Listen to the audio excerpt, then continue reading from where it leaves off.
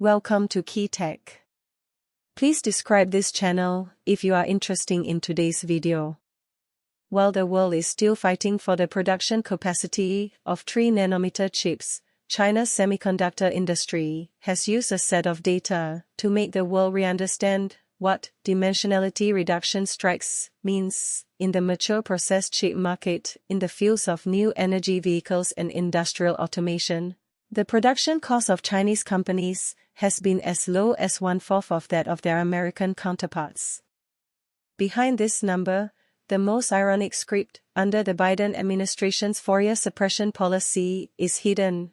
The price of silicon carbide wafers of American chip giant Wolfspeed plummeted from $1,500 per piece to $500, and its stock price evaporated 96% in 3 years and was forced to sell the factory. The capacity utilization rate of TSMC's 28nm production line in Nanjing fell below 50%, while the price of the same process chip of SMIC across the river was only 30% of the international average price.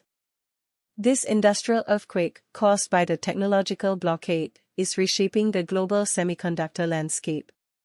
When the Biden administration came to power 4 years ago, no one could have imagined that the Chinese chip industry would break through in this way.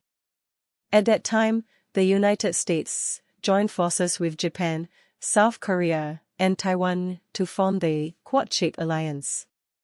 They did not sell lithography machines, did not send engineers, and even blocked equipment maintenance, clearly intending to lock China out of 14nm. But Chinese manufacturers have fought hard in the sunset market of 28nm. At the beginning of 2025, SMIC's monthly production capacity of 28nm wafers exceeded 800,000 pieces.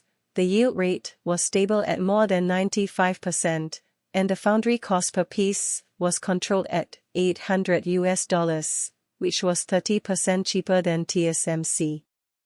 In the 12-inch wafer factory of Huawei Semiconductor in Wuxi, Jiangsu, the monthly production capacity of automotive-grade chips reached 83,000 pieces, which directly led to Infineon Technologies of Germany transforming its Suzhou factory into a research and development center.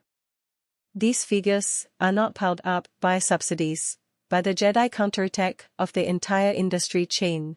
The cost of the etching machine of North Huachuang is 40% lower than that of Applied Materials. The purity of the 12-inch silicon wafer of Shanghai Silicon Industry has exceeded 99.99999%, and even the bottleneck material, such as photoresist, has been replaced by domestic products by Nanjing University of Science and Technology Optoelectronics.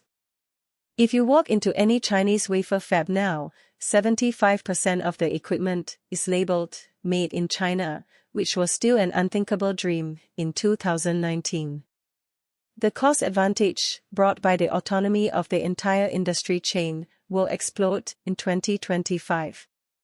While the United States is still arguing over subsidies for the CHIPS and Science Act, Chinese car companies have already used cheap domestic IGBT chips. BYD's silicon carbide module costs 45% less than STMicroelectronics, directly reducing the manufacturing cost of Model Y in China by 8%.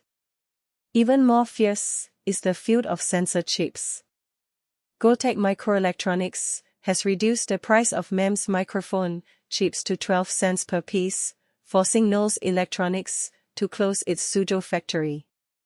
These low and mid-end chips look inconspicuous, but they support 76% of the world's smart home appliances, 82% of new energy vehicles and 93% of industrial robots. The latest report from the Ministry of Economy, Trade and Industry of Japan shows that China's mature process chips will account for 39% of the global market share in 2024. Which means that 1 out of every 3 washing machines uses SMIC's MCU chips. This market dominance is so great that even Nikkei Asia couldn't help but complain. The quotations of Chinese suppliers make people doubt the laws of physics. They sell chips like charity. But what makes the United States most upset is not the price war, but the wild growth of China's chip ecosystem. Special supply chip incident that broke out in early 2025 showed this innovative ability to the fullest. NVIDIA originally wanted to use a castrated version of the H20 chip to deal with export controls, but Huawei's Ascend 910B performance surpassed 30%, and the price was only half.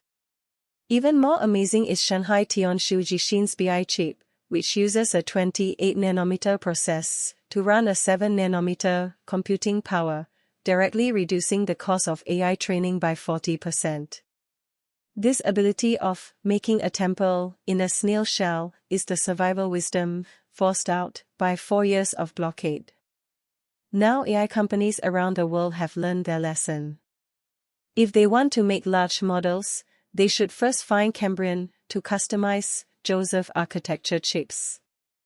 After all, using NVIDIA 100 may require approval from the White House. The Chinese solution not only has sufficient spot, but also can help optimize algorithms.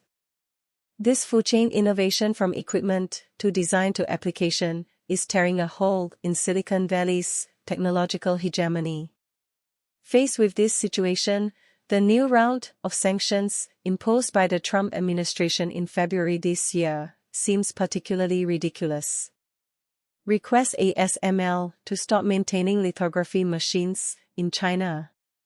SMIC's etching machines have long achieved 5nm technology. Pressure Japan to ban photoresist. Nanjing University of Science and Technology's photoresist yield has reached 90%. Even for the most core EDA tools, Huawei's Heibor investment quietly invested in Chuanshin Jizhou, using AI algorithms to compress the design cycle of 28nm chips from 18 months to 7 months. A former TSMC engineer lamented on LinkedIn, "Now Chinese colleagues are talking about how to use mature processes to make a difference, while we are still worried about the power supply of 3nm factories." The rules of the game have long changed. The 4-year chip blockade by the Biden administration has become the best whetstone for Chinese semiconductors. While the world is still struggling for the nanometer-level precision of EUV lithography machines, Chinese manufacturers use 28nm processes plus chiplet packaging to achieve a better power consumption ratio than 7nm on autonomous driving chips. While the US Congress is arguing over whether to give Intel additional subsidies, Yangtze Memory's 232-layer NAND flash memory has been installed in Tesla's FSD system.